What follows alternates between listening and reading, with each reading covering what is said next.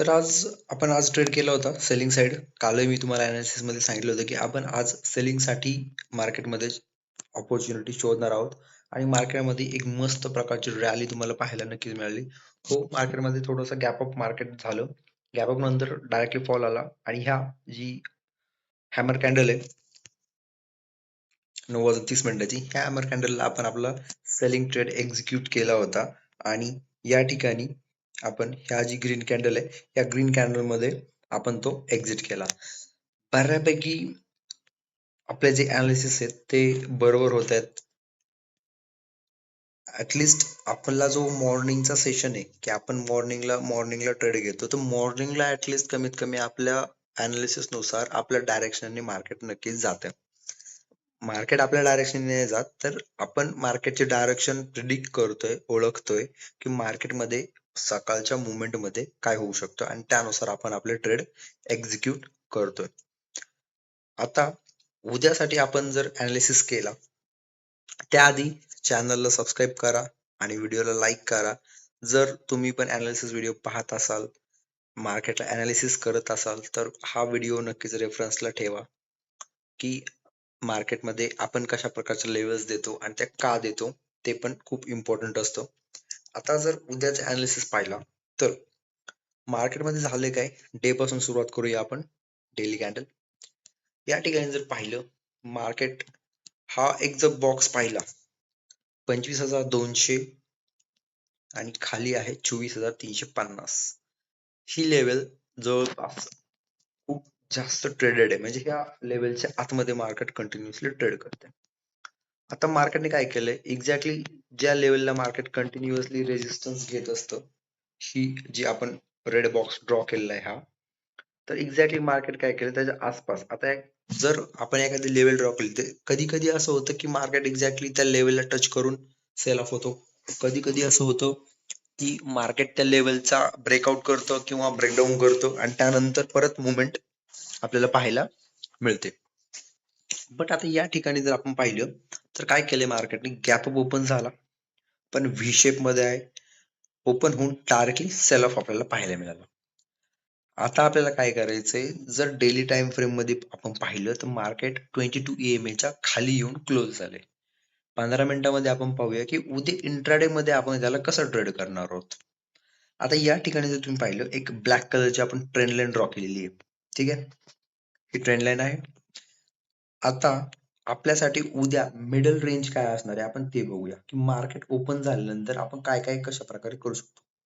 आता middle range आपल्यासाठी आहे ही 28,815, सॉरी 24,815 ते 24,800, ही आपल्यासाठी एक इम्पॉर्टंट लेवल असणार आहे उद्यासाठी.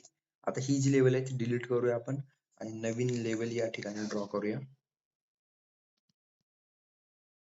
डन. आता ही लेवल का ड्रॉ केली आपण, जस्ट अ मिनिट. ओके, आता ही लेवल का ड्रॉ केली ते पण मी तुम्हाला समजून सांगतो.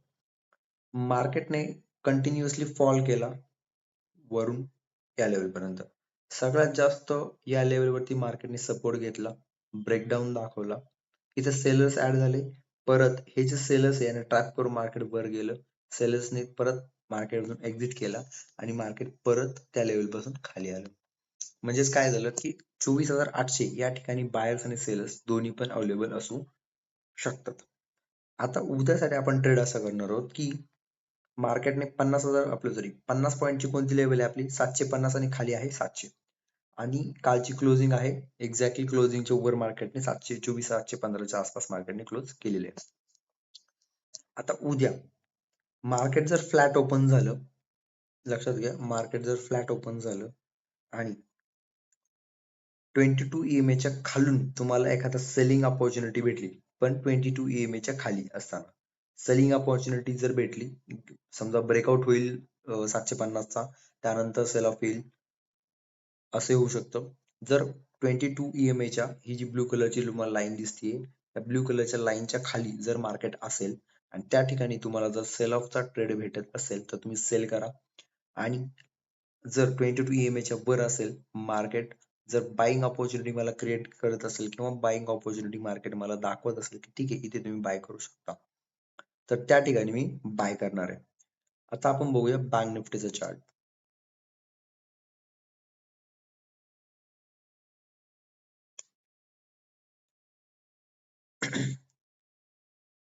ओके, बँक निफ्टी मध्ये जर पाहिलं, एक्झॅक्टली 500 पॉईंटच्या आतमध्येच मार्केटने ट्रेड केले. 500 पण नाही म्हणतात, 400 पॉईंट मध्ये 54,000 ते 54,400 या लेवलच्या मध्ये मार्केटने ट्रेड केले. या ठिकाणी पण एक मस्त ट्रेंड लाईन आपण ड्रॉ केली. जर मार्केट 22 EMA म्हणजेच ही जी ब्लू कलरची लाईन दिसतीये तुम्हाला, 22 EMA आणि ट्रेंड लाईन च्या वर असेल आणि एखादी बाईंग ची संधी मला मिळाली तर मी उद्या बाय करणार. जर मार्केट आजच्या क्लोजिंगच्या खाली ट्रेड करत असेल, 22 EMA च्या खाली ट्रेड करत असेल किंवा 54,000च्या खाली ट्रेड करत असेल तर मी सेलिंगची संधी शोधणार आहे. कॉज काय, एक रिझन लक्षात घ्या. मार्केटमध्ये सध्या एक अनसर्टिनिटी आहे, न्यूजेस आहेत, जीएसटी रिटर्न, जीएसटीचा असेल किंवा बऱ्याच गोष्टी मार्केटमध्ये फ्लो करतायत. तर त्याच्यामध्ये जर तुम्ही ट्रेड करायला पाहिलं तर 54,000ची लेवल जी आहे ती आपल्यासाठी इम्पॉर्टंट आहे. आता का, मल्टिपल टाइम 54,000 टेस्ट केलेले आहे मार्केटने आणि इथे ब्रेकआउट दिलाय. आणि ही जी रिट्रेसमेंट आहे ही फक्त एक रिट्रेसमेंट किंवा रिटेस्ट असू शकतो. Breakout, retest and continuation. लक्षात येते, मार्केटचे काय पॅटर्न्स असतात. समजा या ठिकाणाहून मार्केटने बुलिश झालं, या ठिकाणी आता एक लक्षात घ्या, बायर्सला कन्सोलेट जर मार्केटला वर घेऊन जायचं असेल तर काय होतं, बायर्सला समजा FI असेल, DS असेल, मोठे ट्रेडर्स असतील, त्यांना काय करावं लागतं की क्वांटिटी कलेक्ट करण्यासाठी एकाच लेवल पाशी येऊन किंवा ज्या लेवलला त्यांना बाय करायचं त्या लेवलला येऊन मल्टिपल टाइम बाईंग करतात. आता या ठिकाणी जर तुम्ही पाहिले, या ठिकाणी चांगली जबरदस्त बाईंग झालेली आहे. या ठिकाणी आले, इथूनही बाईंग झालेली आहे. परत मार्केट खाली आलं, बाईंग झालेली आहे. सलग आला, साईडवेज आलं, बाईंग आणि परत बाईंग. म्हणजे काय झालंय, ही जी लेवल आहे 53,650च्या आसपास मोस्ट ऑफ बाईंग आहे आणि या ठिकाणी बायर्स तुम्हाला पाहायला मिळतील. यांच्याकडे क्वांटिटीची जी प्रमाण आहे ती खूप जास्त पण असू शकतो. आता त्यात मार्केटने काय, लास्ट टाइम जेव्हा ब्रेकआउट दिला, आता आज हा रिटेस्ट असू शकतो आणि यानंतर कंटिन्युएशन पण होऊ शकतं. जर मार्केट उद्या, मी तेच सांगतोय की 22 EMA आणि आपण ड्रॉ केलेल्या ट्रेंड लाईनच्या वर ट्रेड करत असेल तर आपण, म्हणजे 54,200च्या वर जर ट्रेड करत असेल तर आपण बाईंगची अपॉर्च्युनिटी शोधणार आहोत. किंवा आजची जी क्लोजिंग असेल उद्या तुम्हाला दिसेल. आता ही जी क्लोजिंग असते कालची आहे, फायनल मार्केट क्लोज कुठे झालं त्याची. उद्या जर आजच्या क्लोजिंगच्या वर 22 EMA वर आणि ट्रेंड लाईनच्या वर ट्रेड करत असेल तर आपण बाय करणार आहोत. आणि ट्रेंड लाईनच्या याच्या खाली असेल, 54,000च्या खाली ट्रेड करत असेल तर आपण सेल करणार आहोत. काज उद्यासाठी क्लिअर डायरेक्शन आपण नाही घेऊ शकत, कारण याच्यामध्ये काय, बायर्स पण आहेत, सेलर्स पण मार्केटमध्ये आहेत. सो नक्की कोण याच्यात अडकल, कोण ट्रॅप होईल ते नक्की आपण नाही सांगू शकत. सो उद्या आपल्याला कळेल आणि त्या सिच्युएशन नुसार आपण ट्रेड घेण्याचा प्रयत्न करूया. जर मार्केट गॅप अप झालं तर मोस्ट ऑफ दी बाईंग साठी मी जाणार आहे. तर भेटूया पुढच्या व्हिडिओमध्ये. तोपर्यंत व्हिडिओला लाईक करा, चॅनलला सबस्क्राईब करा.